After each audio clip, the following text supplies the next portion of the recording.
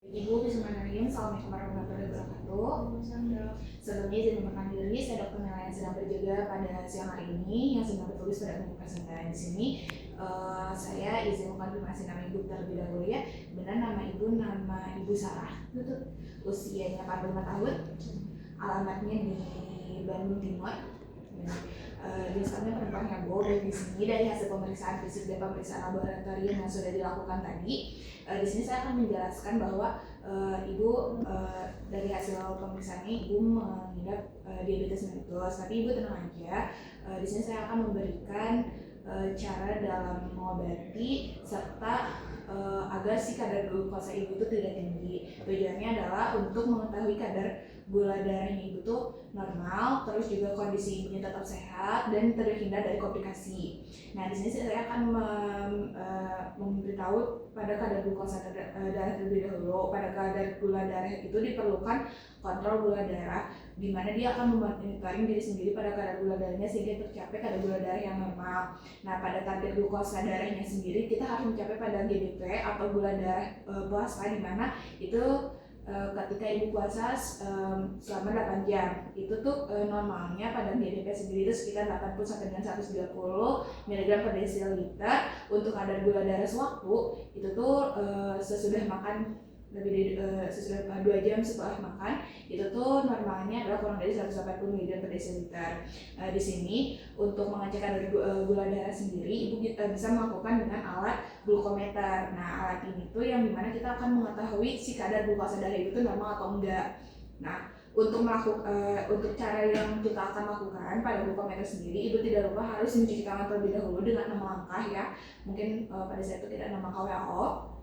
Setelah cuci tangan jangan lupa keringkan. Setelah itu ibu masukkan pada lancet, pada pen clip ini, si lancetnya, si jarumnya dimasukkan, terus nanti ibu simpan dan lihat ukur pada kedalaman pada jari ibu. Nah, untuk jari yang digunakan adalah jari tengah dan jari manis. Nah, setelah ininya sudah dimasukkan si jarumnya, ibu bisa membersihkan jari ibu dengan alkohol swab.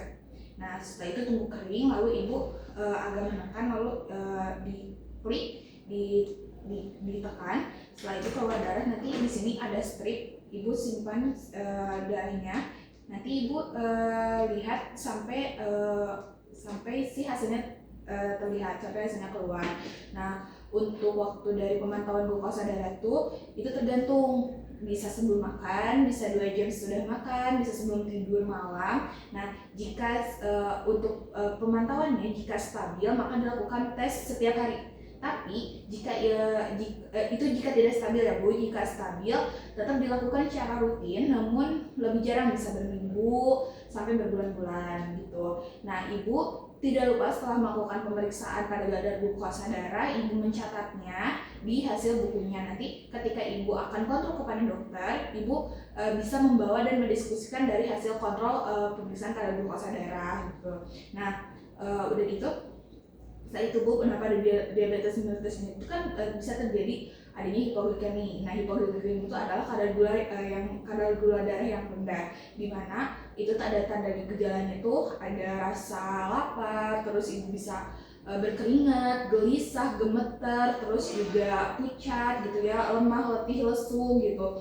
Terus juga bisa pusing. Nah, bahkan juga bisa sampai ke kejang dan sampai ke koma gitu kan. Nah, kalau untuk pada hipoglikemi yang ringan, ibu bisa memberikan makanan jika ibu terjadi hipoglikemi ringan, kadar glukosa darahnya ringan. Ibu bisa memberikan makanan yang mengandung glukosa yang tinggi dan contohnya adalah karbohidrat sederhana seperti jagung, kentang, singkong gitu. Terus juga ibu harus hindari makanan-makanan yang berlemak. Terus juga kalau ketika ibu masih sadar, ketika diperiksa sadar, ibu bisa berikan gula sekitar 15 sampai dengan 20 gram. Nanti ibu larutkan dalam air atau sekitar 2 sampai dengan 3 sendok makan gula. Nah, ibu periksa ulang kadar glukosa darahnya dengan glukometer setelah ibu melakukan itu ya, setelah ibu membuat air larut dalam gula itu. Nanti ibu periksa lagi kadar glukosanya dengan glukometer ini setelah 15 menit diberikan gula tersebut. Nah, jika gula darahnya itu normal, maka ibu bisa makan makanan ringan untuk mencegah terjadinya hipoglikemik kembali. Nah, namun kalau ibu mengalami hipoglikemik berat atau sampai ibu tidak sadar bahkan, nah itu lebih baik itu stop dulu obat-obatannya, anti-diabetiknya mau yang oral mau yang insulin itu pokoknya di stop. Nah, ibu langsung orang-orang sekitar ibu harus segera dibawa ke fasilitas pelayanan kesehatan terdekat untuk diberikan terapi yang lebih lanjut. Nah, kita juga bisa melakukan pemantauan kita juga bisa melakukan pemantauan glukosa darah itu secara mandiri dengan cara tertentu pada pasiennya dengan menggunakan glukometer, terus menggunakan insulin atau obat oral yang lainnya gitu kan. Untuk mengenai obatnya nanti ibu menyesuaikan dengan yang diberikan oleh dokter ya Bu kepada ibu. Nah gitu nanti ibu lihat dari dosisnya, waktu konsumsinya, terus juga ketika ibu melakukan tuh ada efek sampingnya atau enggak gitu kan. Terus ibu juga bisa melakukan olahraga gitu dengan untuk olahraga itu adalah untuk meningkatkan asupan karbohidrat. Kalau misalkan ibu nanti ketika periksa kadar glukosa darahnya kurang dari 100 mg per desiliter sebelum latihan, maka hindari aktivitas fisik berat ya Bu, kayak mungkin sampai loncat-loncat, olahraganya sampai berlebihan kayak gitu. Nah terus pada nutrisi juga. Jadi ketika itu kita akan mengontrol nutrisi ibu itu tuh mengacu pada berat badan dan hasil dari konseling gizinya. Itu kan menggunakan ini Bu, kita akan menggunakan panduan piring makan teh. Kalau kita sebut teh, kenapa? Nah di sini nanti itu akan dikonsumsikan sesuai dari model teh ini, di mana makanan itu mengandung banyak sederhana. Nah di sini ada setengahnya itu lebih banyak dari buah-buahan dan sayuran, seperempatnya ada ikan, daging, dan lain-lain. Terus di sini ada gandum, terus serta nasi dan karbohidrat yang lain. Nah untuk makannya itu nanti itu jadwalnya adalah 3 kali makan berat porsinya. Terus itu paginya 20% ya Bu ya, untuk siangnya 30%, untuk sorenya 25%. Itu berdasarkan kebutuhan dari kalori harian. Nah itu juga ibu bisa melakukannya 2-3 kali dengan diberikan 2 sampai 3 kali snack dengan porsinya 10-15%. Pada kandungan gula dan lemaknya tidak terlalu tinggi ya Bu. Terus nanti ibu juga bisa dibarengi dengan latihan aktivitas fisik sekitar 150 menit per minggu atau kita dalam 3 hari per minggunya. Terus juga ibu bisa melakukan aktivitas fisik sedang tidak lebih dari 2 hari.